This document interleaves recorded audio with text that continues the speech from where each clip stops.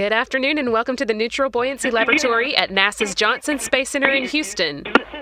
Astronauts Drew Feustel and Don Pettit are joining us today from the bottom of that 6.2 million gallon swimming pool where they've been testing some tools and ideas for ways that we can eventually train astronauts for moonwalks. They're taking a short break to answer some questions for us, which we've already gathered from social media, but you can still get yours in now using the hashtag AskNASA. We'll try and take a few before we wrap up. And for now, we'll dive right in. Drew, perhaps you could start us off by giving us a quick explanation of what you and Don are doing today. Well, thanks for the great introduction. As you said, we're at the bottom of the Neutral Buoyancy Lab working on development of the Artemis program, and we're all working hard here at the Johnson Space Center in preparation for eventual landing on the moon target for 2024. One of the key challenges for us is developing our new spacesuits, and I'm wearing that new spacesuit now. Don is wearing a suit that is meant to complement this and the work that we're doing in the Neutral Buoyancy Lab, but you can see as you look around us, we've got some mock-ups and simulations for the lunar surface, and we're just practicing the basic tools, development, and techniques that are going to be required for us to explore the surface of the moon in the near future. Well, it looks very cool from here, so we're going to start right away with the social media questions. The first one is, how much is being underwater like being on the moon? Well, that's a great question. I've never been to the surface of the moon, but I've certainly been underwater plenty of times, and we're doing what we can to take advantage of buoyancy in underwater and develop scenarios for the spacesuit that simulate a 1/6 G environment, which is gravity on the moon that represents 1/6 of what we feel on Earth. So I can bounce gently in this spacesuit and not very unlike what I can do on Earth, and I can move around fairly freely. So we're trying to simulate that environment utilizing the water and the buoyancy that we can get out of it. And I think normally y'all are used to floating as though you're in microgravity when you're here in the Neutral Buoyancy Lab. Probably feels a little bit different. Yeah, typically we're using the Neutral Buoyancy Lab to work on the space station in a micro, or what we call sometimes a 0-G gravity environment, where we're actually floating neutrally in the water column. And in this case, we add some weights so that we can actually walk on the soles of our feet and move around as if we're on the planetary surface. Very interesting. Next question was, how long are you guys going to be underwater today? We will be underwater for about 6 hours in total, which is very similar to the length of time that we would plan for a typical lunar spacewalk or lunar EVA. And then we also got a question about the Apollo training for moonwalks. They wanted to know if this was very different than what the Apollo astronauts did. In fact, this is very similar to what the Apollo astronauts did in preparation for their missions to the moon.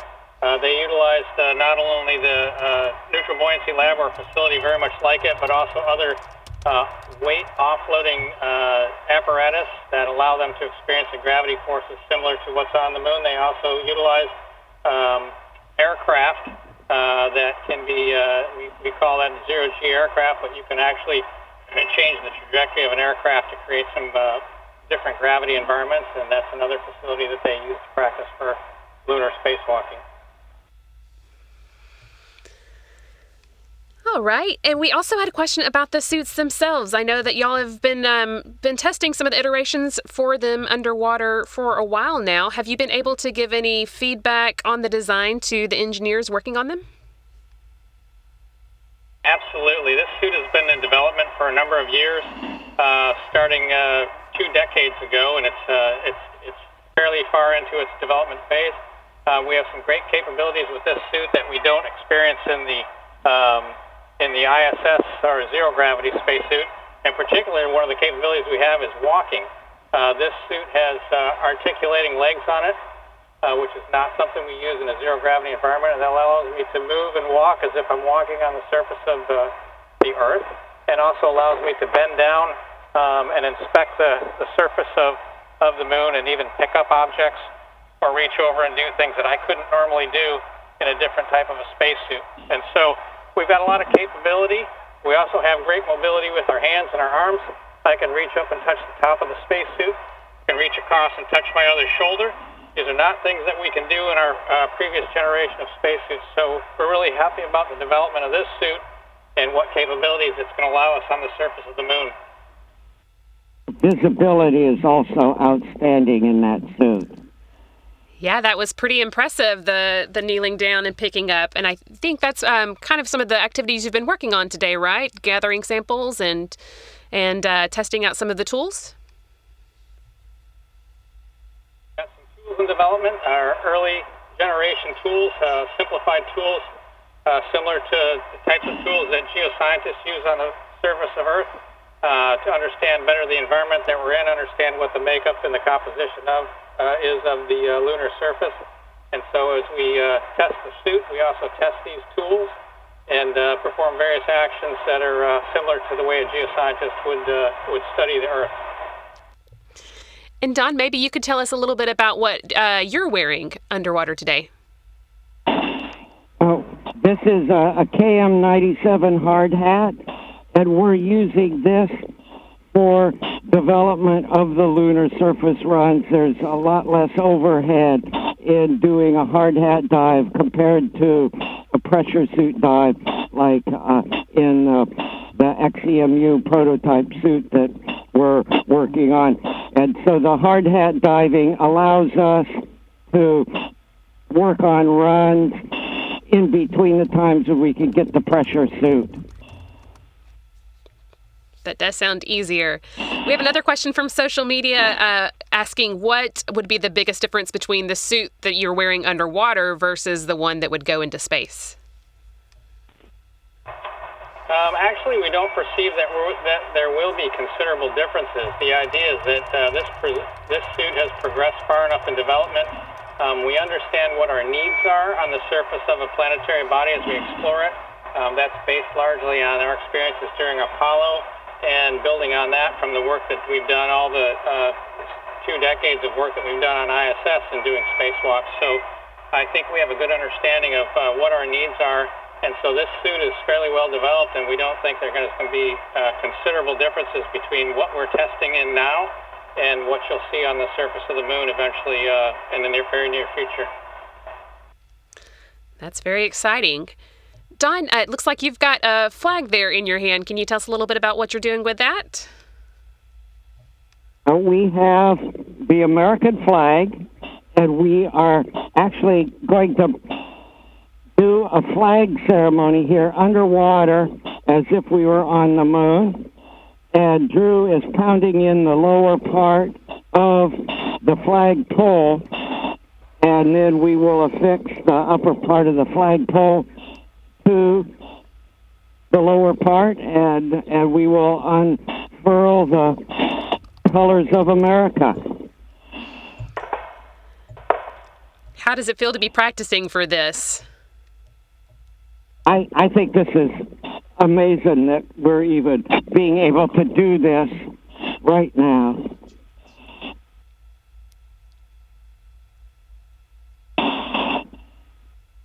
And here you go, Drew. Go ahead and plant the colors. Yeah, you can grab that side. If you want.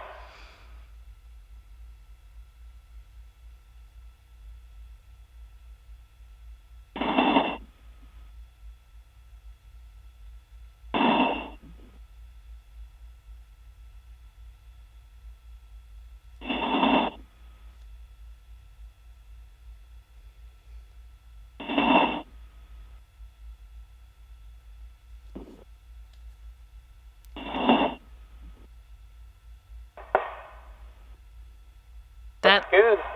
That looks amazing, guys. Thanks so much for taking time to talk with us today. I think we've got one more question before we wrap up. I wanted to know, since you haven't been on the moon, it might be a little bit hard to judge how well the simulation is. Have you talked with any of the Apollo astronauts about their experiences and what to expect?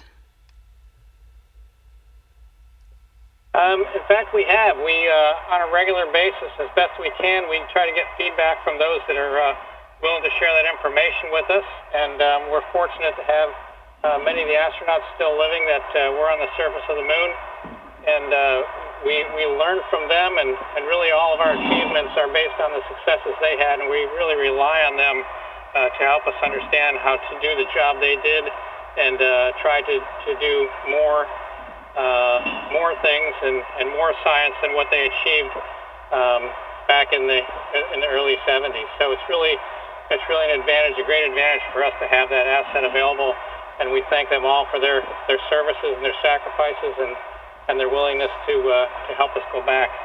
And even more so than the moonwalking astronauts, we've been talking to the Apollo-era flight directors and the Apollo-era engineers that helped design the spacecraft and the Apollo-era mission control people, just to pick up pearls of wisdom that these guys learned the hard way some time ago, a generation ago, and we're learning what they can tell us so that we can apply it to the Artemis missions. Thank you so much. I think that's a great sentiment to wrap up on. So we're going to head out for the day. But for those who are watching at home, you can keep up with all of our Artemis developments at nasa.gov. And hopefully we'll be seeing a scene very similar to this on the surface of the moon in just a short time. Thanks so much, Drew and Don, for talking with us.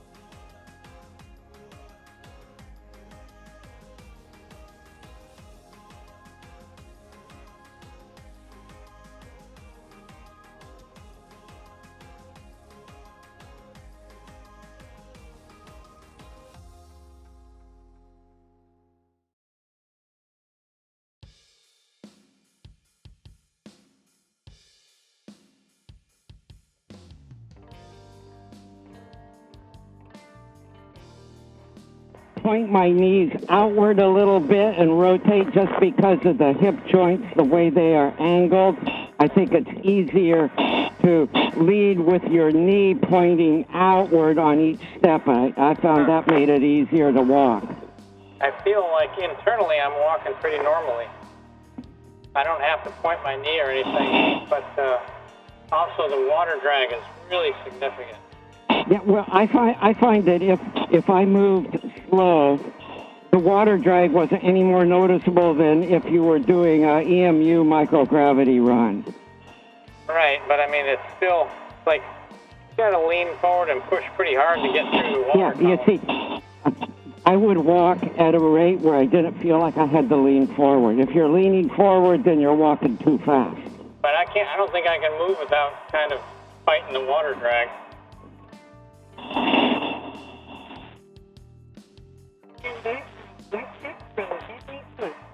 Standing by. Standing by, EV2.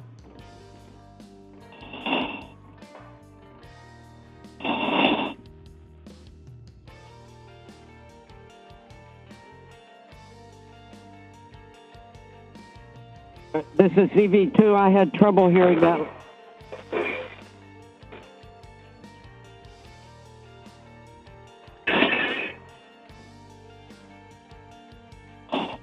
We're having trouble understanding the com.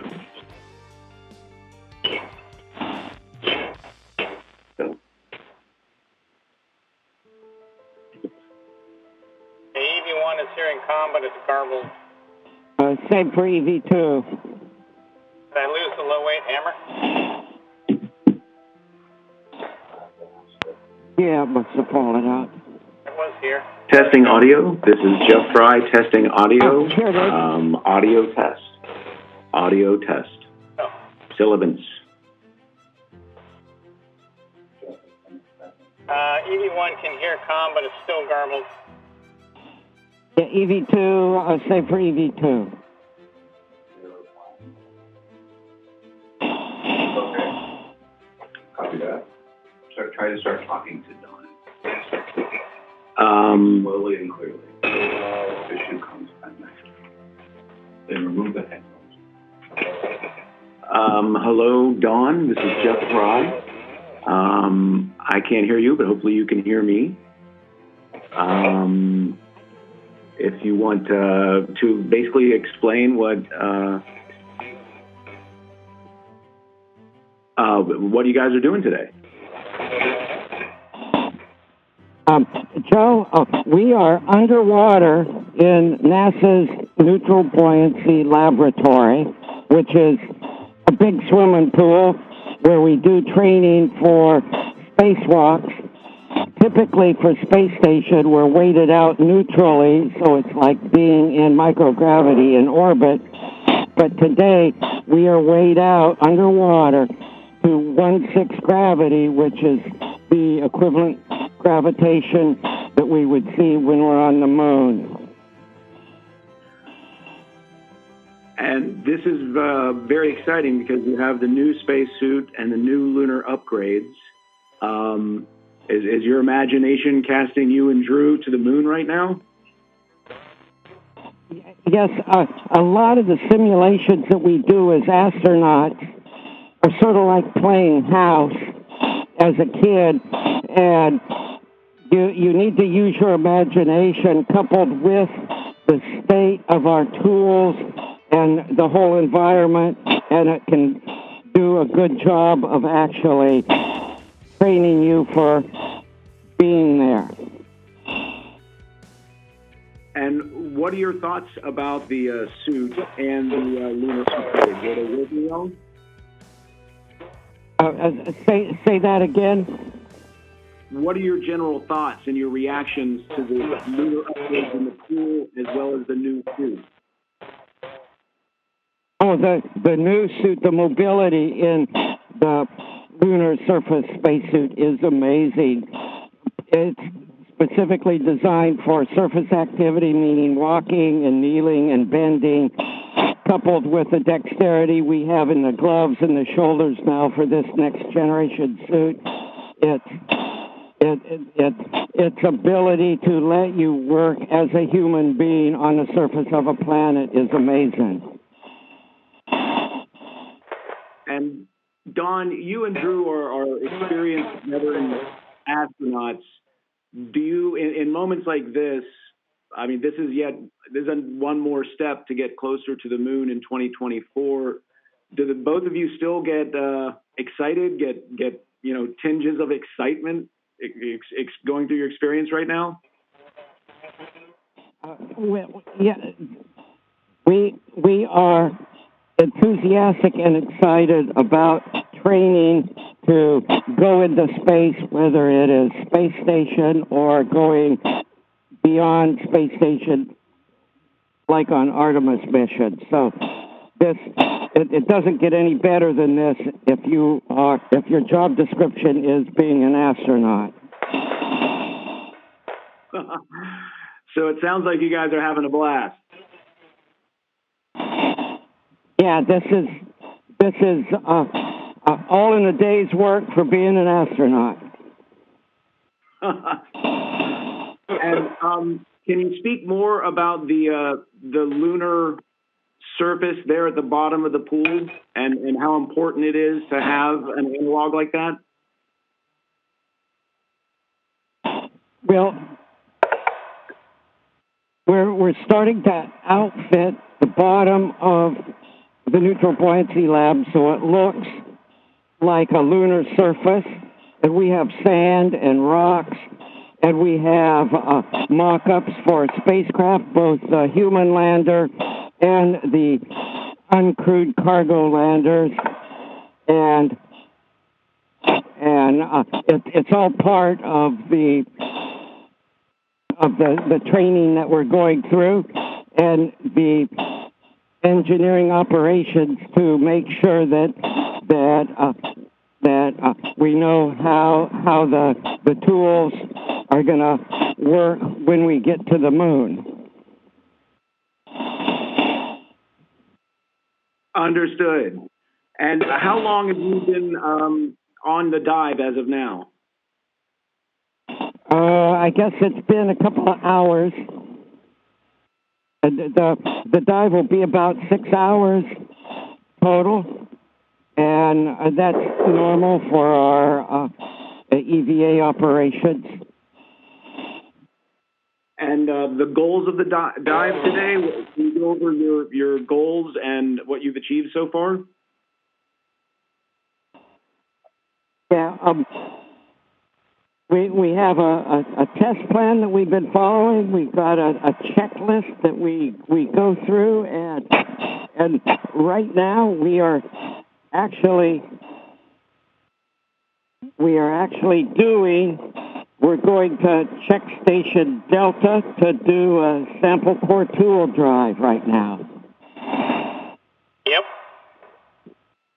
And Drew is leading the way. And that is one of the main purposes of the Artemis 3 mission is a lot of geological studies. So the tools and the lunar surface is very important for preparation, yes? Yeah, it sure is, and there's a lot of different reasons for going to the moon. One is to do to learn lunar geology, and take to do the lunar geology. The other is just to learn to work on another planetary surface, so you can use that knowledge to go further into our solar system. Very exciting.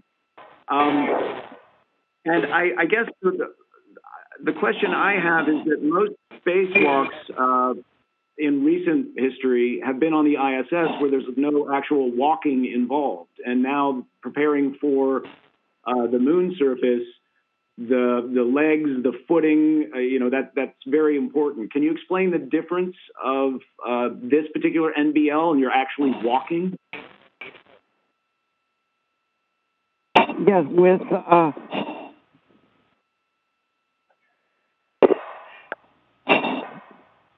and I are working right now to try to assemble a tool for a sample of the regolith here, and so as we do that, we're trying to multitask to talk and take a data sample at the same time. You know, and sometimes astronauts have trouble walking and talking at the same time.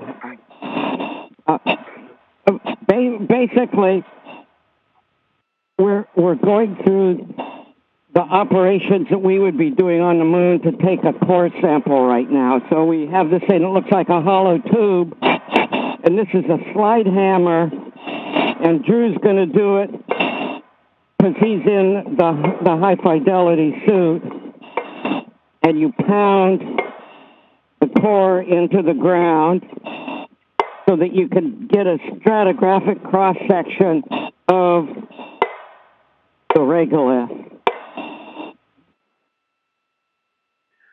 And can you tell me about the tools? These are new tools, correct? How are they working out? Well, this hammer that I'm holding up right now is actually the hammer designed for Apollo 17. Oh, you already got the sample. I think I've got the sample.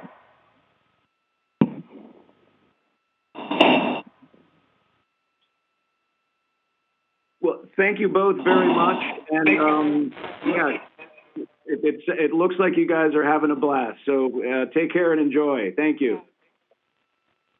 Yeah, and thank you for taking the time to talk to us while we're down here working underwater, pretending we're on the moon. Yeah, thanks for stopping in, guys. We really appreciate the opportunity to talk to you and share with you the work that we're doing here at NASA. And we're all working hard. Everybody's working extremely hard to get to the moon by 2024, and we've got a lot of challenges ahead of us. But I think there's a lot of optimism and desire to get there and see humans return to the moon and stay this time as we work our way onto Mars. So thanks for doing what you can to share the story and allow us to show you what it's all about. And we hope that we continue with the support that we've had so far to date and see this to fruition.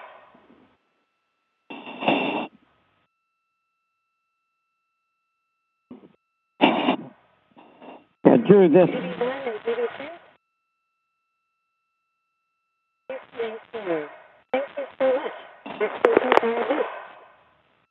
That pip in was kind of tough to do. Oh, we didn't get the plunger, did we, Drew?